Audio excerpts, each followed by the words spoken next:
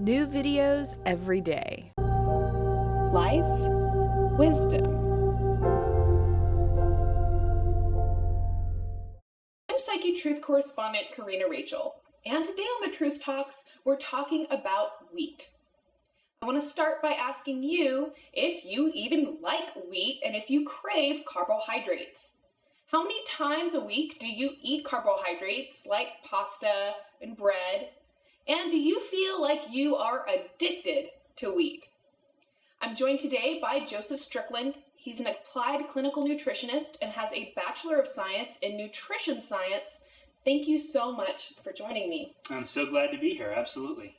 So maybe you can start by giving us a background on wheat and why has wheat been getting so much attention lately? We've been hearing about people being gluten intolerant and that they need to completely take wheat out of their diet. What are the facts about wheat that people really need to know? Well, a good resource for this is a book called Wheat Belly. It's a great book that really explains it all, and I'll do my best to summarize what I got from reading that book. But also, another video that I did a few years ago is on what bleaching wheat does. So that's another video that people can look at. But the main thing that's wrong with wheat is that it's changed. In fact, you can read the Bible and see that people are eating wheat probably 10,000 years ago. So people have been eating it a long time. Bread has been a staple for that many years. However, between 1900 and 1960, wheat has changed more in that time than in the previous 10,000 years. Wow. Yeah. And when I hear people complain about genetically modified foods and, whether it's safe or dangerous, and really genetic modification, in and of itself, I'm not going to say it's safe, but it has nothing on something called hybridization. And basically, wheat has been hybridized to the point that it's actually, I would maybe even say, deadly to eat. Hybridization, basically, you take one form of wheat. There's about 100 different varieties of wheat out there. Kamut, spelt, einkorn. There's a lot of different kinds. And most people think, oh, it's just whole wheat or not. But actually, there's 100 different kinds. And traditionally, wheat is about 18.5 inches tall. Now, the variety we grow is 4.5 inches tall. So if you ever saw Food Inc. and saw the chickens that basically their breasts grow so big that their legs break and they can't support their weight, that's essentially what they've done to wheat. The seeds on the top of it are so heavy that the stalk can't grow to support it. And that's done by taking a form of wheat that, let's say it has 2 chromosomes, and then you take another form that has 6. Well, when you force those to create a new plant, you don't end up with a 2 chromosome or a 6 chromosome plant. You actually have 8. And so, like humans, if you have somebody from Russia, let's say, and somebody from Japan, they're actually going to still produce a human. You're not going to end up with a monkey or, some other type of life form, right? But with wheat or with plants in general, if you have one with a lower chromosome count and one with a higher, you end up with a new plant. And it has some characteristics in common with the both, but it's not the same thing. It's a mutated thing. And so as they've processed wheat, they've looked at how can we make better cupcakes, how can we make better donuts, but they've never focused on whether or not it was safe for human consumption. So when we hear about, it's the processing of wheat that has changed, that really is kind of the crux of the problem. That our bodies maybe just can't digest these new kind of mutant forms of wheat that they're coming up with, and that we find wheat in so many different things. Most Americans consume it all the time. A couple of years ago, when they released the food pyramid, we see grains on the bottom, that we're supposed to eat tons of grains at every meal. Grains are a staple of our diet. And, I know for myself, my whole life, I ate a whole lot of grains. So maybe, do you have a different recommendation for people? Well, I think that grains can certainly be healthy. There are healthy grains in existence. But the problem with wheat in and of itself is this change from 18.5 inches to 4.5. And, when you think whole grain, the first thing that comes to my mind is a nice piece of bread. So most people have grains equated with wheat, pasta, things like this. Right. Healthy grains, maybe one could argue rice, millet, quinoa, buckwheat, things like that. But on the wheat side,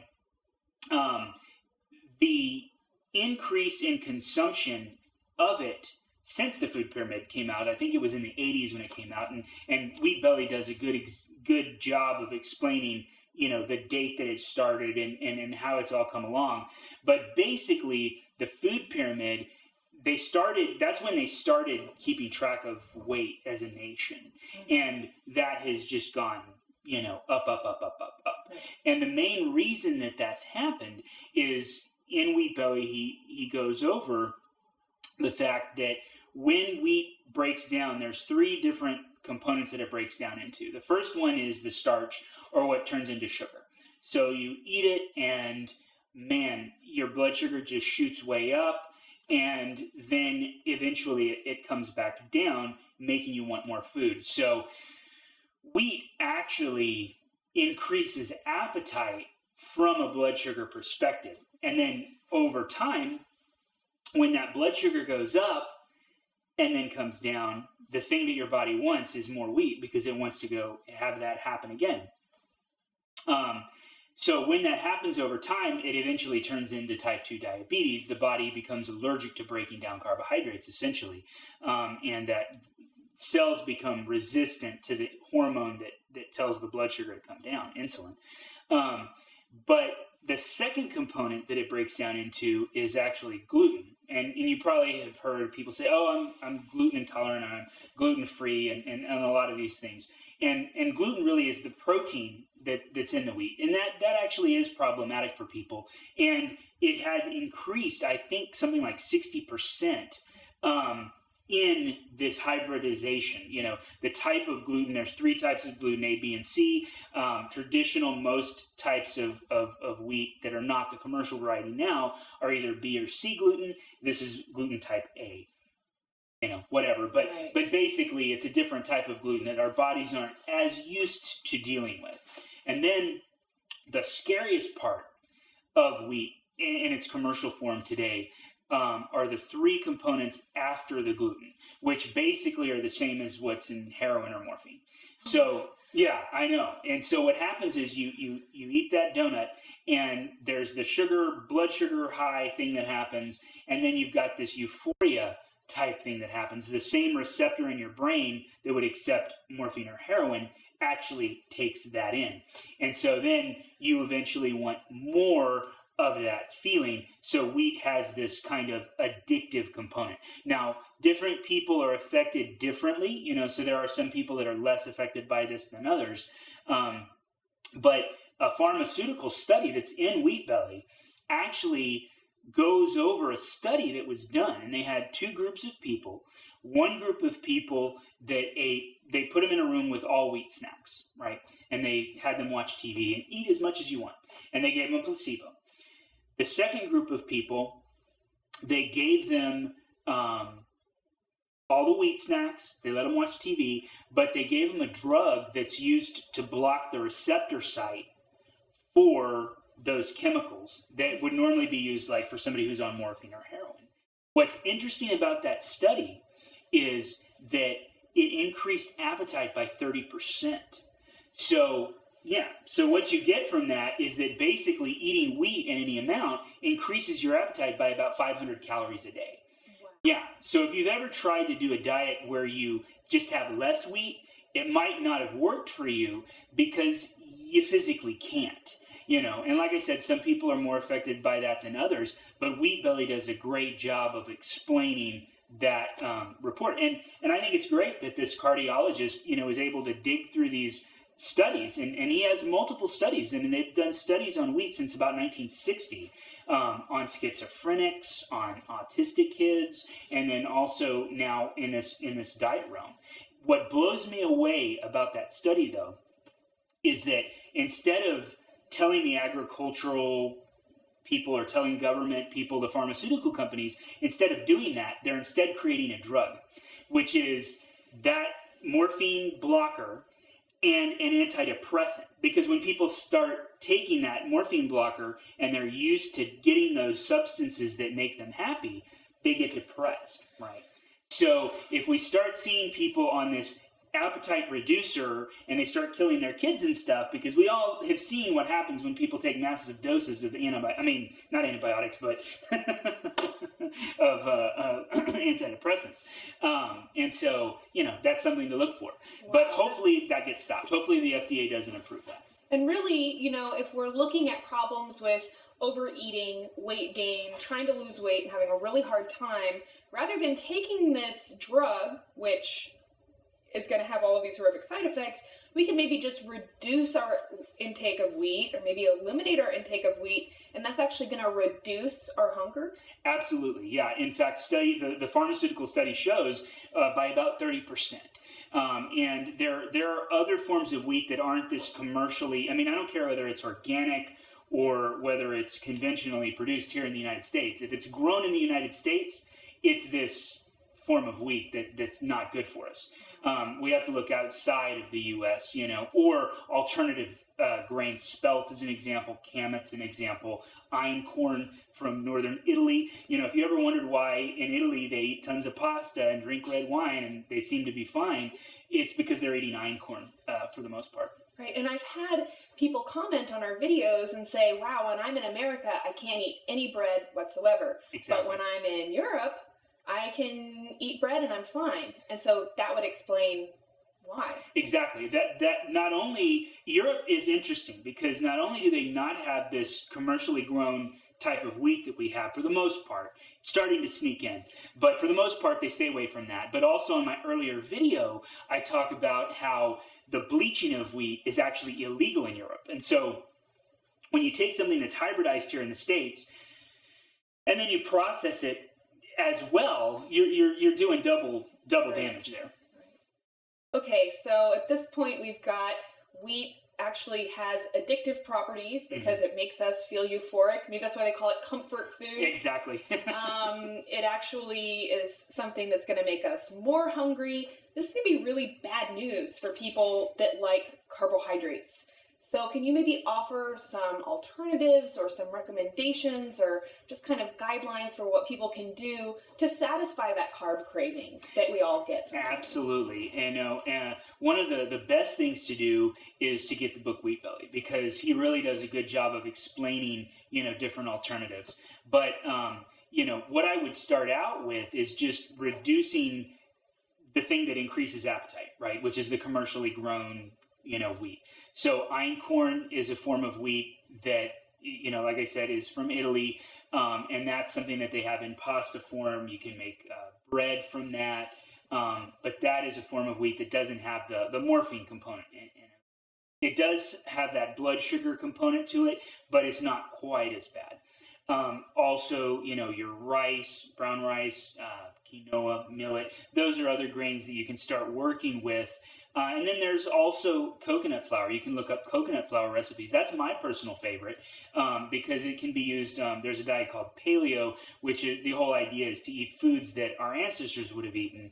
And while I don't agree with everything on the paleo side, definitely coconut flour is something that I'm totally on board with. You can make bread with coconut flour, and you end up with very, very low carbohydrate. It's mostly fiber, so it helps go to the restroom. And at the same time, you can make some of these, pastries, cookies, brownies, and things like that you might really like, but you can do it with coconut flour and with alternatives to sugar that don't affect your blood sugar. Right. And for those certain people out there who are gluten intolerant or gluten sensitive, and maybe they've even actually had the test that has shown, okay, you're gluten intolerant, right, you need to avoid these foods. Do you have any recommendations for those people, things that they might be able to eat? Oh, absolutely. In their case, they're not going to be able to have einkorn because it is going to have gluten. And some of these other forms, even spelt and rye, they do have gluten in them. So they wouldn't have those. There are starting to be some gluten-free products out there, different breads. Those are going to be safe. from one perspective, they're not going to have gluten. A lot of them are loaded with carbohydrates. They have to use a lot of starches, tapioca starch, and things like that. So you end up with actually more carbohydrate. So when you're looking for weight loss, I wouldn't recommend a lot of the gluten-free products because they're really going to make it hard to lose weight. But if weight loss isn't something that's an issue, then those gluten-free products might be a good fit for somebody who's gluten-free. And then on the gluten-free side, coconut flour also works for them because there's no gluten in that. Right. And I think just in general, it's important, one big change that I've made in my diet, which I've recognized as important, is just, I mentioned earlier the USDA food pyramid with grains on the bottom. I used to eat grains all the time, grains at every meal. Like that was just a staple. And I kind of started just really cutting that out and really focusing on, well, what if I could eat a whole meal that's just, vegetables and maybe a bean or legume or something, and not having grains as a huge part of the meal. And I have found that really beneficial. So maybe in general, the kind of take home from this video is that we need to get out of this mindset that we can eat a whole lot of grains and still be healthy, or eat a whole lot of grains and lose weight. Right. Yeah. Eating a lot of grains and losing weight definitely, I don't think, go together at all. Okay. But definitely, I would amend that food pyramid to take away those grains from the bottom. Maybe put vegetables there. Right. I think maybe the reason vegetables weren't put there is because if everybody's eating vegetables, it might make the cost go too high. Grains are cheap. So if you're running a country, eat the grains, Right. then everybody's not hungry, because I think, it kind of gets political. If you look at the Roman, the whole idea in Rome was if you keep them fed, then you don't have, these problems where they're trying to take over the government. So if you keep everybody not hungry, then you're good. Unfortunately, that doesn't necessarily mean they're healthy, but that kind of gets into an interesting situation. And the other thing that kind of stood out to me about the USDA food pyramid is that that's a food pyramid created by the Department of Agriculture. Right. So they're really prioritizing what's going to be good for the agriculture industry. Exactly. But it's not a nutrition guideline. Exactly. It is what the agricultural division the people that are part of that group will benefit the most, Right. and grains are, they're easier to produce, especially with these new hybridized forms, of wheat. They're smaller. You can do 2 batches in a season versus 1, so you really can, and that's one of the reasons why wheat products are so inexpensive, is that they've been able to increase the supply to such a large degree that price comes down. That's how Hostess cakes can, cost 79 cents, and it doesn't necessarily mean that it's good for you. And that's where I think the book Wheat Belly really does a good job of explaining all that. And he really touches on a lot of the political and implications and why it was set up that way. I think it's fascinating. Well, thank you so much for joining me today. I do appreciate it. Yeah, absolutely. Thank you for watching this video. I hope that you found it interesting. I hope that maybe your carb cravings have been explained a little bit. Please be sure to leave your comment letting us know if you have carb cravings.